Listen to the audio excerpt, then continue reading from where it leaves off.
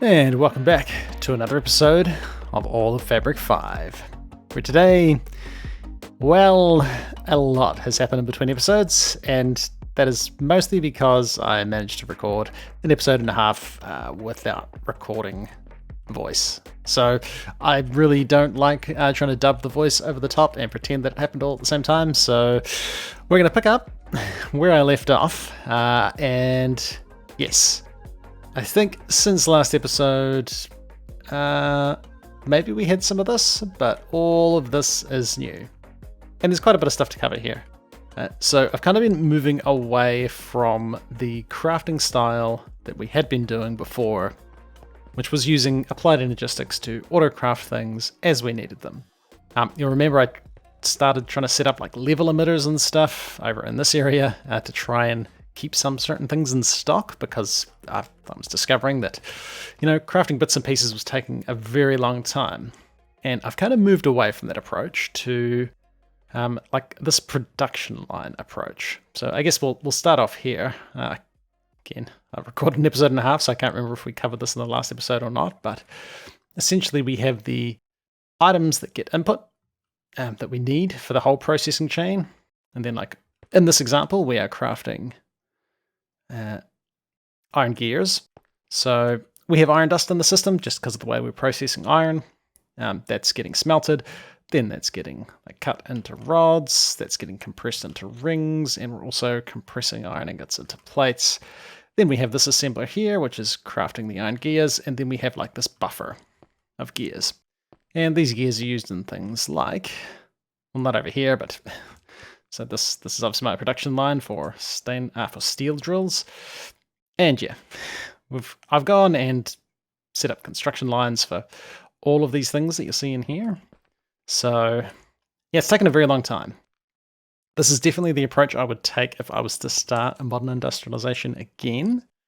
And yeah, it's quite a change from what we had, and has required quite a bit of work so far, and I'm still not finished. So yeah, you can see we're producing like these are motors. Why are those in there? I don't know why that's in there. I'm not sure how they ended up in there. We're not even crafting them over here. Okay. Cool. I'll just buff them in the system, and maybe one day we'll use them. But yes, have been running into issues with applied energistics and these storage buses not picking up our items, and not everything is hooked into a storage bus, but having this kind of helps with our like one-off crafts for different machines, because yeah, I'm not going to set up a production line just for making like compressors, for example. Although you could, and it wouldn't be too bad. You could just keep like a small buffer in the machine, like in this machine here where I'm keeping aluminum drills. I only keep 2, and these slots are set to 0. So you could set up production lines for all the machines, and maybe that's a good approach. I did have a buffer here, and I found it was using all of my aluminum. So I made this storage buffer chest from Tech Reborn, and it holds like 1 of an item. And that's just handy because I don't think you can hook a storage bus up to an assembler. But I'm not sure, actually. I never tried. I just assumed you couldn't because it's not like a chest. But maybe I could have. Anyway, this works. But yeah, so I've gone through. We're producing stainless steel. I've overclocked this a bunch. Although it looks like we might be... Are we running out of power? Oh no, this output's full. This thing's not keeping up. Yeah, stainless steel is a little bit low because I'm crafting a bunch of these like advanced pumps. And I might even... just so that it finishes kind of soon. Don't really need a large buffer in here. So I'm currently working my way towards production lines of stainless steel drills, because I think that'll be quite handy. That's getting very resource intensive. It's a lot of stainless steel. We've solved our problem of this machine taking too long by having a dedicated one running all the time. But eventually we are going to run out of neodymium. And actually, we're getting kind of close.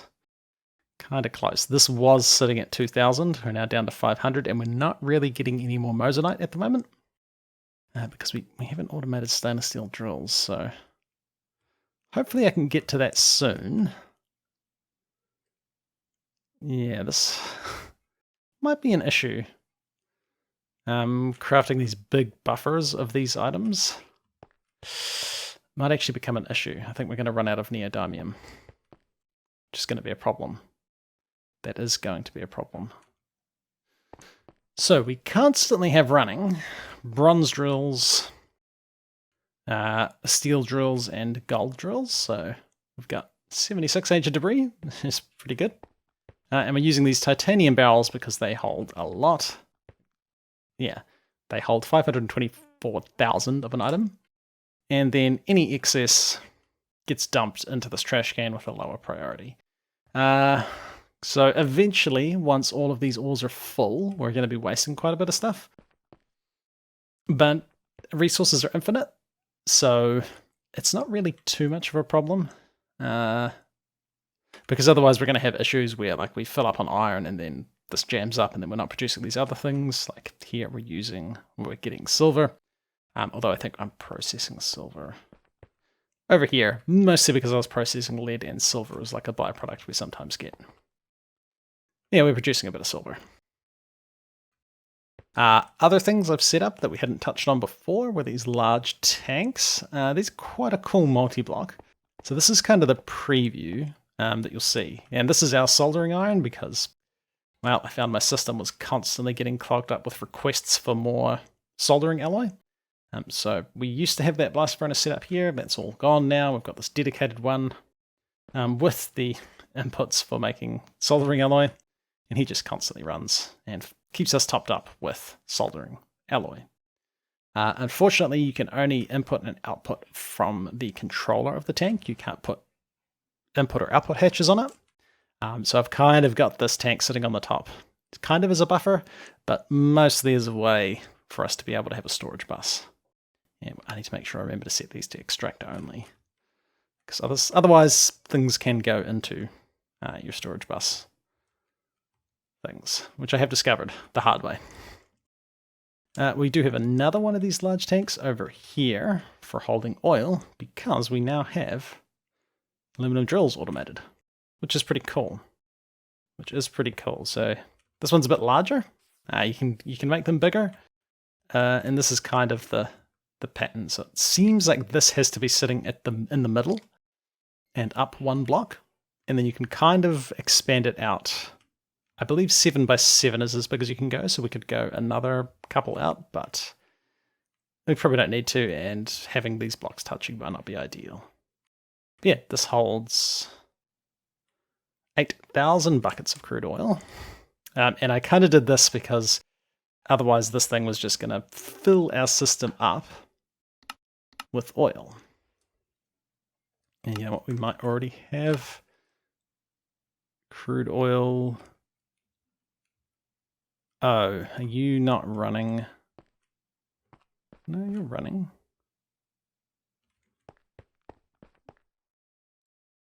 But you should say that we have 16 buckets of crude oil.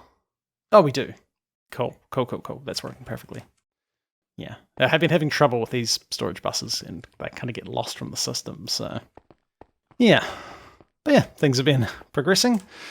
The most recent thing I had to do was sort our aluminum production because that was really struggling. He's obviously not struggling as much anymore. But we've got a reasonably overclocked electrolyzer here, taking HV power. Plus we've got another couple sitting over here because I did get really, really low on aluminum. And not much of an issue there now. Yeah, I think stainless steel is going to become a problem shortly. And actually, thinking about it, this is probably a good opportunity to go through the process of how I've been setting up this automation, because we've actually kind of got the things we need here. So I might do this way. We are going to make sure we lock the recipe, and I like to empty these slots or set them to a capacity of 0. Same with these ones. This over here helps with potential duplicate recipes where if you say all of this except the fluid was a recipe that made a different item, and would start crafting it. But if you set these capacities to 0 and the slot is locked to the circuit board, that can't happen. This was more happening with like bronze machine casings when I was trying to craft drills, I think. I can't remember exactly what it was, but that was kind of annoying. So we've set this up. We're all running LV power for everything, which for the most part seems okay. Since we're kind of backstuffing a lot of things, it kind of doesn't seem to matter if we start running low on power occasionally. But eventually I want to upgrade all these machines to the next tier. But because this machine's right beside, we can export the batteries. There we have batteries. Now hopefully all of these cables are kind of hooked together, which is actually very handy for being able to plonk in the other bits and pieces we need. If I'm lucky enough to have set the exports for all of these up, they would start appearing in here. It doesn't look like I have done that, unfortunately, but that's okay. So I would go to where we're producing stainless steel plates, which looks to be here. It was actually here. Yeah, we're running low on stainless steel, so that explains why we're not getting any. You are inserting ingots. That's kind of a pain, actually. That is kind of a pain. I really want... Oh, I don't really want to do that. Oh. Well, that's a problem. If we had a barrel. Yeah, I guess. It's still not ideal. Then we could extract. Ah, yeah, that's always a problem. I kind of want to flog. I'm not going to be quick enough to flog one of these out, am I? Just one stainless steel plate. No. I kind of want... Yeah, so my cabling is a little bit messy, but if I can hook onto... Oh dear. That. So you insert stainless steel plates. And you will extract stainless steel plates. Eventually we'll end up with stainless steel plates here. And then we can say that you extract stainless steel plates. So that should be enough eventually, once we get a backstuff of stainless steel plates. Should eventually start seeing them in here. Aluminum cables are being crafted somewhere, and I think it's in a packer right here. Cool. So this one will be pretty simple. I can say output these, and they should now end up in here, which is nice. These circuit boards, I'm sure we are crafting as well. Not here. Maybe over here? No, here? Here we go. Here we go. Here's our electronic circuit boards. So we can pop down here. Unfortunately, we've got that same situation where we're inputting. That's unfortunate. We can grab a barrel.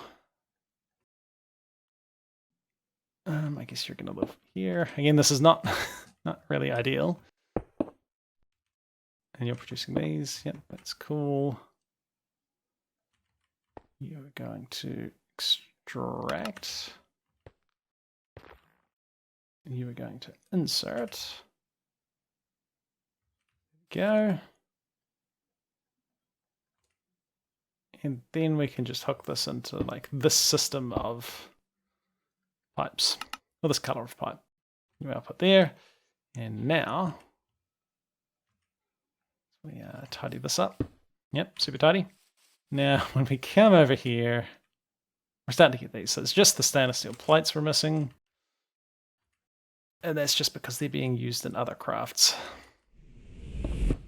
All right, just assembling some titanium production. Now this is a little bit interesting because there's actually a couple of ways you can do this. So there is processing raw titanium, or there is processing titanium dust. Now titanium dust we can craft from tiny titanium dust, which we're getting from electrolyzing bauxite, so we've got quite a bit of a backstuff of this.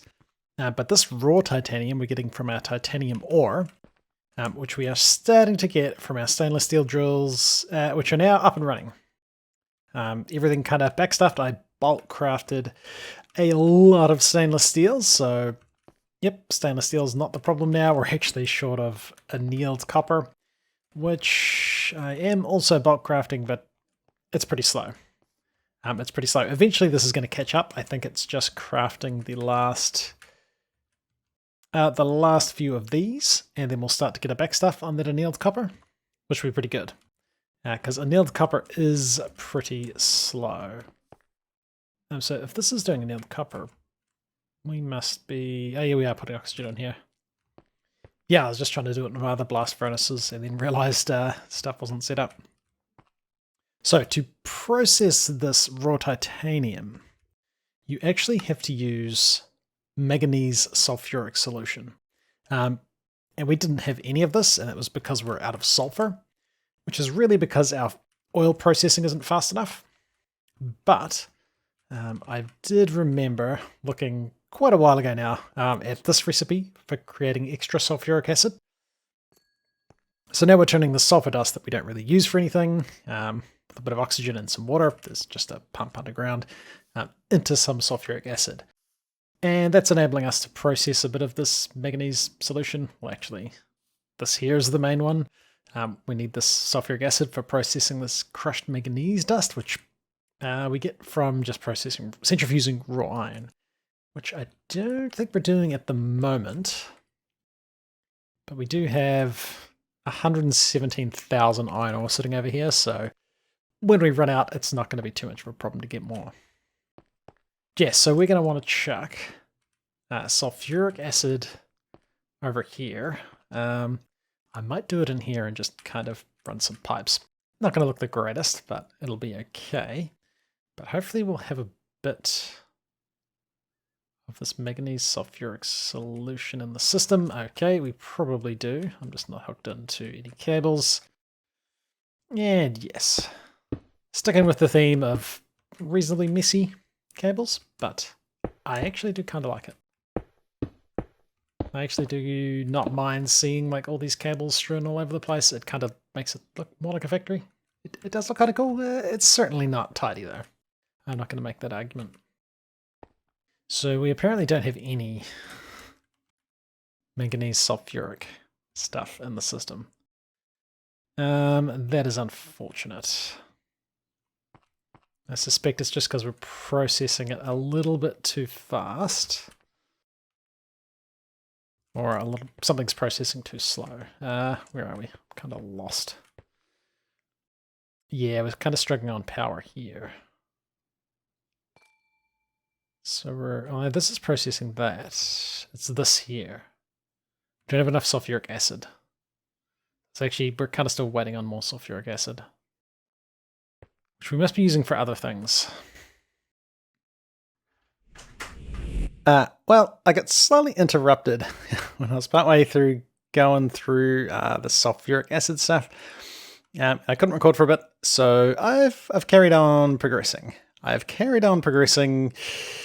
And there's been a bit more stuff happening. Still trying to catch up with where we're kind of up to in the progression. But we got a few new rows of machines. Where exactly did we get up to before? Stainless steel drills are now automated.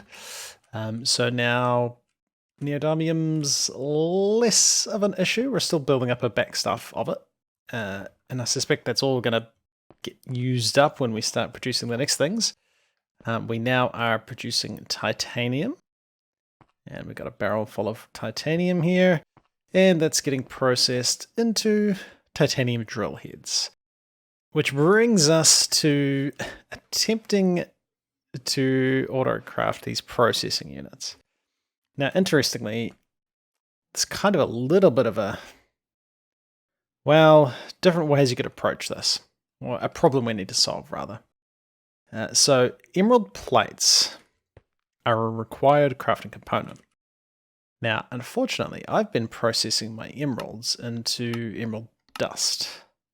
So our emerald ore is getting macerated and turned into crushed dust, turns into emerald dust, which I've actually been electrolyzing, because it gets us a little bit of extra aluminum, but it also gets us beryllium, and there's no other way to get beryllium. And we are certainly going to want beryllium in the future. If I can find...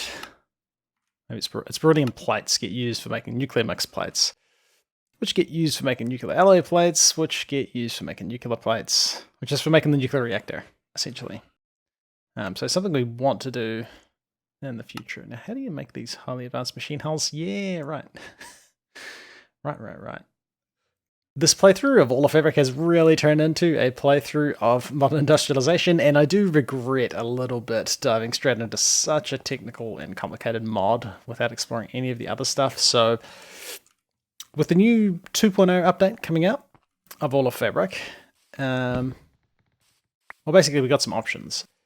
Now I would like to get to the end of modern industrialization. That might be ambitious. That might be ambitious. It is getting very grindy. We've still got actually quite a bit of stuff to do. Like, we haven't even looked at quantum circuits. And cryofluid we've made, tritium we haven't made. That's produced in the nuclear reactor. There's still a lot of stuff happening. I mean, that actually doesn't look too bad. Okay, that doesn't look too bad. I think, yeah. 3, we need to get helium, yeah. I don't know, it's getting a little bit grindy, and taking a long time to make episodes. I don't know if it's the best way to spend my time. But we'll carry on for now. I'll put a poll up around some options with the new AutoFabric update, although I suspect people are probably getting a little bit sick of this mod pack. So, yeah, we'll do something. It has been fun, but very intense. Very intense. But hey, we are making progress. We have a lot of resources automated. Yeah, and we have creative flight. Although we've had that for an episode or two. But anyway, it's been ClassicDuff. Thanks for watching. Come back next time for some more AutoFabric 5. See ya.